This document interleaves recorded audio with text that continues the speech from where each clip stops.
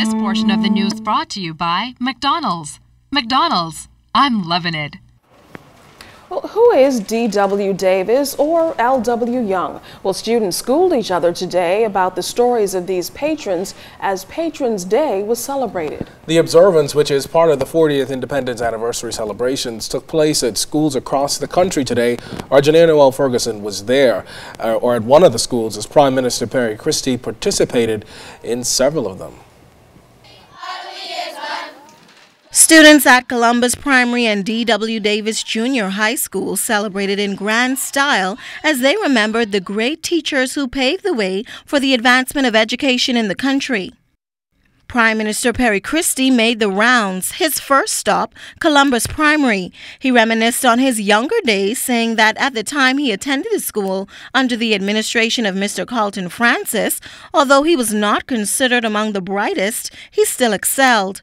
The Prime Minister says he's pleased with the school's progress over the years. You are our future nation builders, and what that means is that 20 years from now, you will be the Bahamians in the workforce, teaching students just like you. Past Columbus Primary School principals like Sam Green, Katrina Cartwright, Dorothy Darville, and Mavis Colley were all recognized for their contributions to the institution. Mr. Christie said a committee has been established to pay honor to those veteran teachers. We must examine very closely the names or the lack of names of all the schools in our Commonwealth.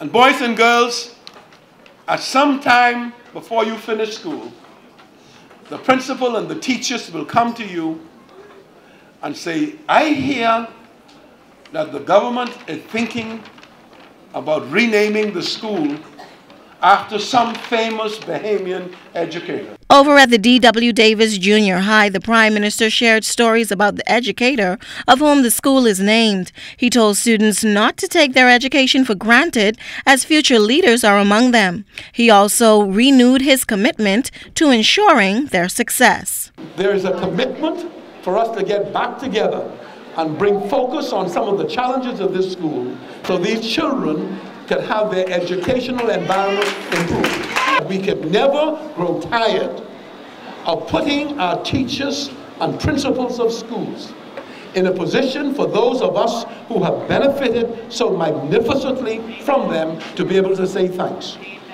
And so this must not be left behind. We must use this to propel us forward to ensure that we do things for the greater benefit of the school. Janelle Noel Ferguson, ZNS Network News. Students at the government high school told the stories of former principals and outstanding alumni this Patrons Day. Alumni included Prime Minister Perry Christie, National Security Minister Dr. Bernard Nottage, former Governor General Sir Orville Turnquest, and Olympian Pauline Davis Thompson were all honored. From humble beginnings, but look where you can end up in life. You can notice by the display in the background that a lot of our former students are outstanding citizens in this country, or were former outstanding citizens. And so you notice here on the display boards, we've tried to highlight a bit of the history of the school as well as some of the former students, ranging from the class of 1944 up until the class of 2007. Now, we also spoke with a few government high school students who said they're proud to be Bahamians and now look to the outstanding alumni for inspiration as they too want to be successful and outstanding citizens. Students also expressed a desire to learn more about this country's history, particularly when it comes to those who have paved the way for them.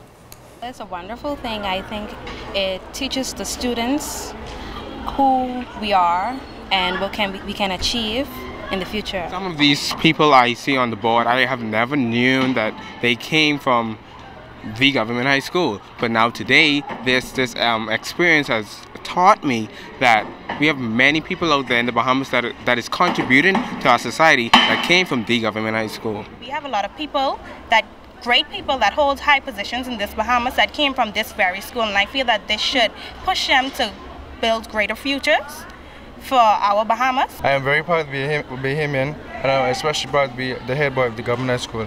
I think it's important that the youth of our country know our history and our past, Because if we don't know where we come from, we don't know where we going. So it's very important for us this Assembly Day. And I think that the government should include this in the criteria of the educational, yes, so we would know our path. It can be considered as an example of Bahamian direct investment. After 19 years in the business, operators of Jamaica Bahama Imports held a grand opening for its Nassau location. The company not only relocated from the Airport Industrial Park, but it now has a permanent base of operations on Abundant Life Road. Employees were also highlighted for their contributions over the years. Minister of Investments, Kaylis Roll, said the opening demonstrates that there is investor confidence in the economy. Former BAIC Chairman Edison Key says more young people need to get involved in the area of agriculture. Because it shows that this economy is maturing, this economy is providing opportunities similar to those that are being provided to foreign direct investments.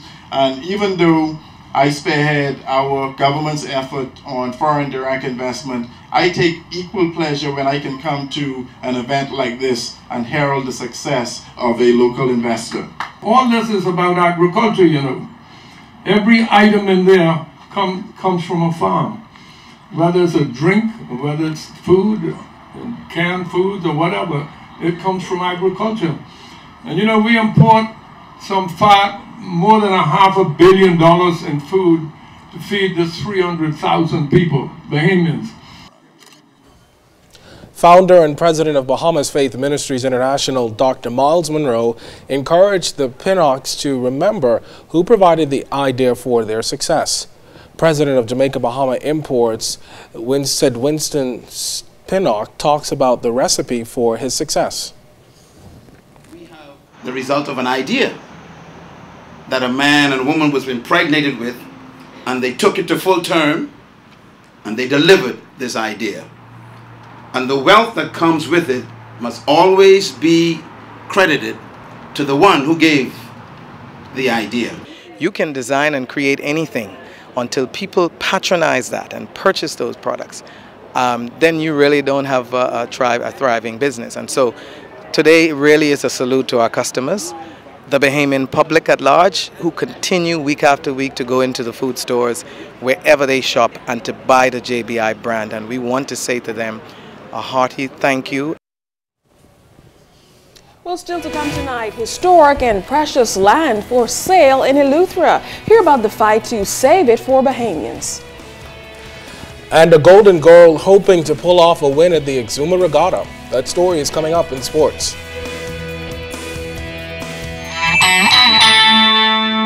This portion of the news was brought to you by McDonald's. McDonald's, I'm loving it.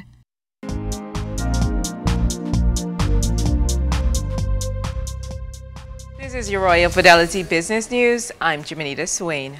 Eleuthera's first ever Business Outlook will take place later this month with the nation's leader delivering the keynote address. The Business Outlook series now covers 6 islands, with Eleuthera now joining the lineup. Organized by the Councilors Limited, the event is slated for April 25th under the theme Positioning Eleuthera for Revitalization Through Engagement and Productivity. Entertainment offerings in the capital could improve very soon with the construction of a new $10 million multi-purpose facility. The venue, which promises to offer upscale dining and cinema options, is scheduled to open next year. The construction phase is expected to create 300 jobs. The new Encore Center is pegged as the answer for Bahamians who complain about the lack of diversity in social options around the country. Once funding is completed, the facility will boast a green design with high energy efficiency for the 45,000 square foot facility. And General Motors plans to go neck and neck with Toyota as it aims to boost sales. The Washington Post is reporting that GM intends to introduce a new line of revamped mid-size pickup trucks with gas mileage and features designed to rival Toyota's Tacoma. The new fleet will replace the aging Chevrolet Colorado and GMC Canyon. GMC's North American President Mark Roos said the trucks will be able to do 95% of the work that a big truck can do. That was your Royal Fidelity Business News. I'm Jimenita Swain.